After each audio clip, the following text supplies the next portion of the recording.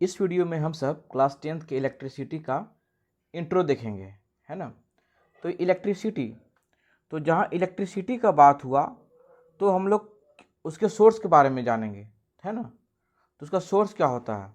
तो इलेक्ट्रिसिटी का source charge, है ना। इसका मतलब कि हम सब चार्ज की स्टडी करेंगे। So the study of charges is called electricity, है ना।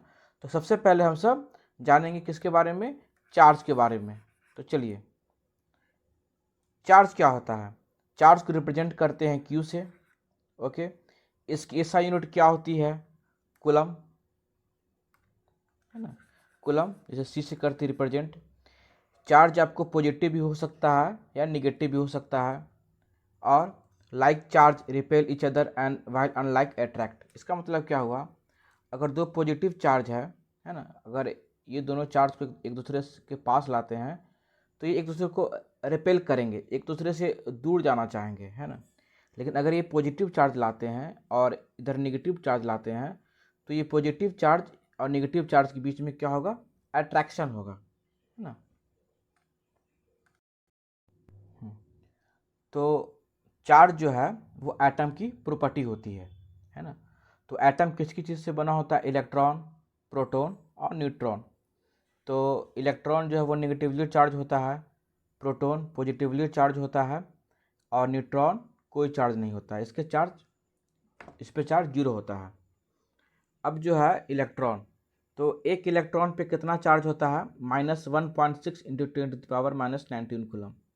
एक प्रोटॉन पे न्यूमेरिकली ये तो इसके इक्वल होगा, लेकिन ये पॉजिटिव साइन होगा, है ना। मतलब कि एक प्रोटॉन पे 1.6 इंटू 10⁻⁻19 कूलम चार्ज होगा।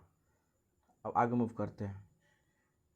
हाँ, अब किसी भी चीज़ पे, है ना, किसी भी ऑब्जेक्ट पे टोटल चार्ज कितना होगा? तो वो Q is equal to N E, है ना। तो Q क्या हो गया? Total charge. N क्या हो गया? Number of electrons. और E क्या हो गया? Charge of one electron. हाँ, तो हम लोग क्या देखें? Q is equal to N E. अब देखिए, अगर हमसे कोई पूछे कि find the number of electrons in one coulomb of charge, तो इसको कैसे सॉल्व करेंगे? इसको देखते हैं। हम लोग क्या देखिए, just formula Q is equal to N E, है ना। Q is equal to N E. हमें क्या कैलकुलेट करना है? नंबर ऑफ इलेक्ट्रॉन्स, ये वाला, है ना। तो N क्या हो जाएगा? N will be equal to Q by E। और हमें कितना कूलम ऑफ चार्ज है? 1 कूलम ऑफ चार्ज। तो क्या हो जाएगा? 1। और E क्या था? E हमारा क्या था? हाँ, चार्ज ऑफ 1 इलेक्ट्रॉन। तो वो कितना होता है? 1.6 इंटू 10⁻⁻19 कूलम।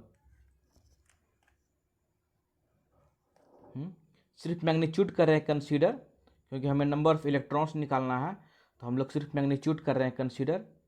तो ये कितना हो जाएगा? जब उसको कैलकुलेट करेंगे तो आपको आएगा 6.25 इंटू 10⁻18 इलेक्ट्रॉन्स। कैसे आएगा? ये आपका चला जाएगा ऊपर, है ना। इसको कर ही दे रहे हैं। कैसे आ जाएगा? 1/1.6 इंटू 10⁻19। तो एक और चला जाएगा, तो कितना हो गया? 1/16 इंटू 10⁻20। या यूँ कहें 10⁻2, दैट इज 100। 10⁻2/16 इंटू 10⁻20। तो ये कितना हो गया? 100/16 इंटू 10⁻, सॉरी, ये आपका क्या हो जाएगा? 18 प्लस 2 20 इंटू 10⁻18।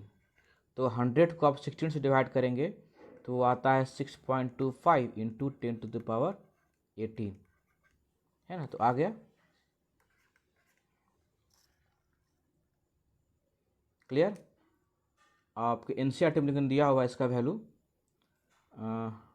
नोट कर लीजिए।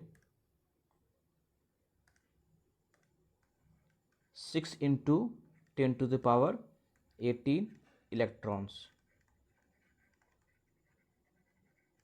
मतलब कि 1 कूलम ऑफ चार्ज में 1 कूलम ऑफ चार्ज में 1 कूलम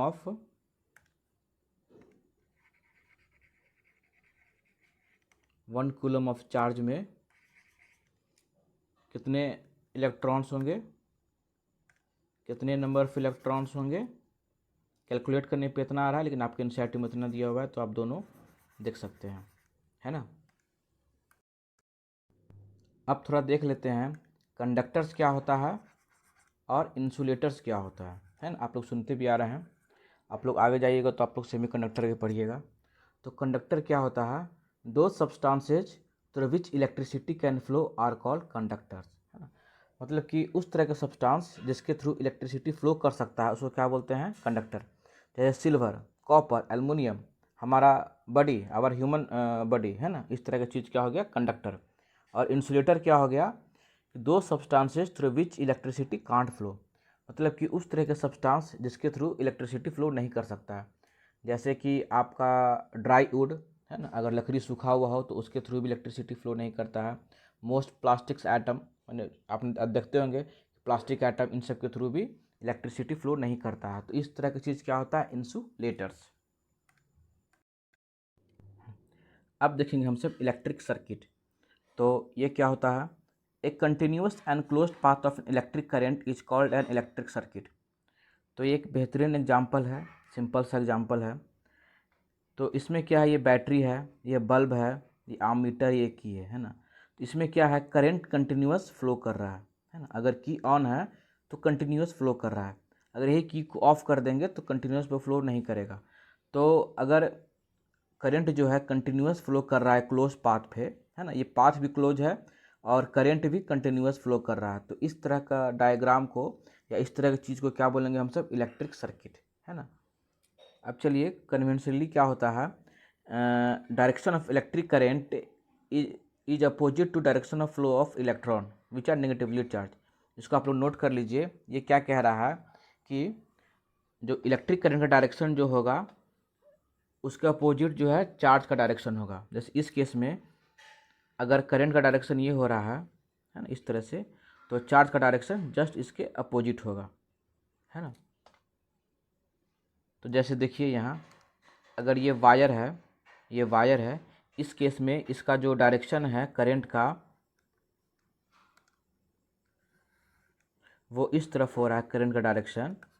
तो जो चार्ज का डायरेक्शन होगा वो इसके अपोजिट होगा, वो इस तरफ होगा, है ना। क्लियर हो गया। चलिए, हाँ, अब थोड़ा इलेक्ट्रिसिटी के बारे में जान लेते हैं। तो basically two types of electricity होते हैं, static electricity and current electricity. तो स्टैटिक में क्या होता है, स्टैटिक का मीनिंग क्या हो गया, रेस्ट, इलेक्ट्रिसिटी मतलब चार्ज, है ना। तो the study of charge at rest is called static electricity.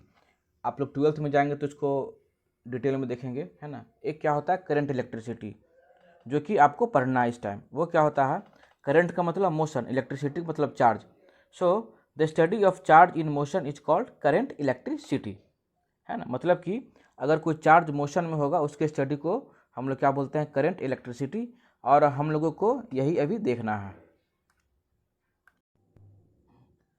तो करंट इलेक्ट्रिसिटी को समझने के लिए सबसे पहले हम सब देखते हैं करंट। ये करंट क्या होता है।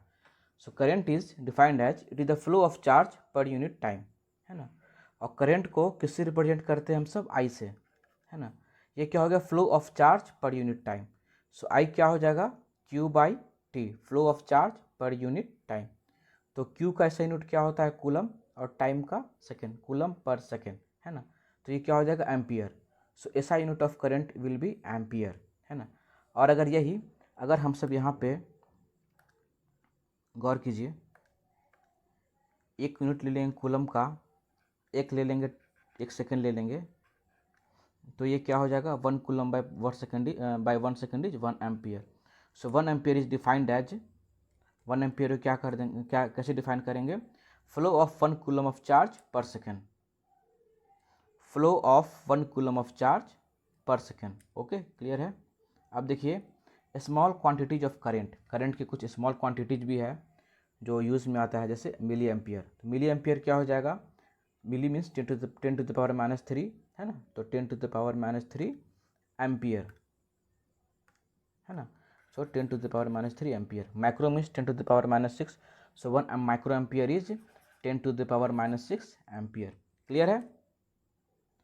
अब देखिए क्वेश्चन एक न्यूमेरिकल है, इसे हम लोग सॉल्व करते हैं। क्वेश्चन है a current of 0.5 ampere is drawn by a filament of an electric bulb for 10 minutes. Find the amount of electric charge that flows through the circuit.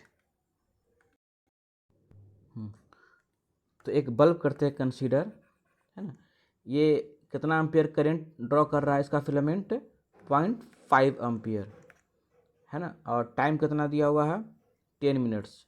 Time कितना दिया हुआ है 10 मिनट्स, लेकिन टाइम की SI unit क्या होती है second, तो इसको 60 से मल्टीप्लाई कर देंगे तो क्या हो जाएगा 600 सेकेंड। तो यही पूछ रहा है ये कि find the amount of electric charge that flows through the circuit, है ना, मतलब कि सर्किट के थ्रू कितना amount of electric charge flow करेगा। तो हम लोग क्या पढ़े हैं, I is equal to Q/T, that means Q is equal to IT। अब कुछ नहीं करना, A का वैल्यू धर देना है 0.5 एम्पियर और टाइम 600 सेकेंड। तो कितना आ जाएगा चार्ज 600 × 5 है ना, ये 0.5 है तो ये आ जाएगा आपको, इसको हाफ भी कर सकते हैं 0.5 को 1/2, तो 1/2 × 600 that is equal to 300 coulomb, है ना। क्लियर हो गया। मतलब कि किसी बल्ब का फिलामेंट जो है 0.5 एम्पियर करंट ड्रॉ करता है ना 10 मिनट्स के लिए, तो कितना चार्ज सर्किट से फ्लो करेगा हम लोग इसको इस फार्मूला से निकाल लेंगे। कहीं भी अगर कुछ दिया हुआ है दो चीज़, अगर I इक्वल टू Q/T या जो फार्मूला है इसमें अगर दो चीज़ दिया हुआ है तो थर्ड चीज़ हम लोग इजीली निकाल सकते हैं। अगर Q और T दिया हुआ है तो हम लोग उसका I निकाल सकते हैं, है ना। ओके, तो क्लियर हो गया। अच्छा, करंट को मेजर किस चीज़ से करते हैं, उसे मेजर करते हैं आममीटर से, है ना। तो अब थोड़ा आममीटर के बारे में पढ़ाई कर लेते हैं। आममीटर क्या है, तो आममीटर का पहले देख लेते हैं सिंबल, है ना। ये आममीटर हो गया, एक तरफ पॉजिटिव एक तरफ निगेटिव। इसका रेसिस्टेंस लो होता है, एकदम नोट कर लीजिए, इट हैज़ लो रेसिस्टेंस, और ये हमेशा सीरीज में कनेक्टेड होता है ना। वोल्ट मीटर जो है वो पैरेलल कनेक्टेड होता है, जो कि हम लोग आगे देखेंगे, है ना। Ammeter is always connected in series and it has low resistance. तो एक सर्किट डायग्राम देखते हैं जिसमें आममीटर कैसे कनेक्टेड होता है, उसको देखते हैं हम सब।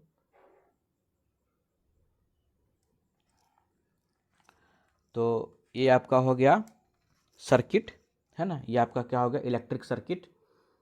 ये आपका हो गया बैटरी, ये बैटरी का पॉजिटिव ये निगेटिव, ये आममीटर का पॉजिटिव ये आममीटर का निगेटिव, ये बल्ब ये की, है ना। अगर ये डॉट दिया हुआ है इसका मतलब कि ये स्विच ऑन है, अगर ये डॉट नहीं रहेगा तो मतलब कि स्विच ऑफ है। अब जो हमें बात ध्यान में रखना है कि यहाँ देखिए आममीटर का कनेक्शन कैसा होगा, बैटरी के पॉजिटिव से आममीटर का पॉजिटिव और बैटरी के नेगेटिव से आममीटर का नेगेटिव। यहाँ देखिए बैटरी के पॉजिटिव से आममीटर का पॉजिटिव और बैटरी के नेगेटिव से आममीटर का नेगेटिव। तो ये बात हमें हमेशा ध्यान में रखना है। दूसरी बात देखिए, हाँ, इलेक्ट्रिक करंट फ्लो कैसे करता है ना। तो इलेक्ट्रिक करंट जो है बैटरी के पॉजिटिव टर्मिनल से लेकर के नेगेटिव टर्मिनल तक फ्लो करता है। आप इसको नोट कर लीजिए, इसको आप नोट कर लीजिए, दोनों पार्ट आप लोग नोट कर लीजिए।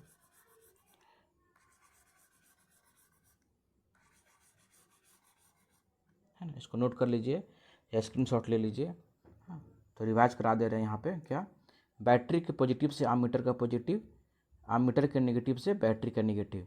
ओके, और जो इलेक्ट्रिक करंट का फ्लो होगा वो पॉजिटिव से बैटरी के पॉजिटिव टर्मिनल से नेगेटिव टर्मिनल की ओर। ओके, तो करंट ऐसे फ्लो कर रहा है तो चार्ज उल्टा फ्लो करेगा, है ना।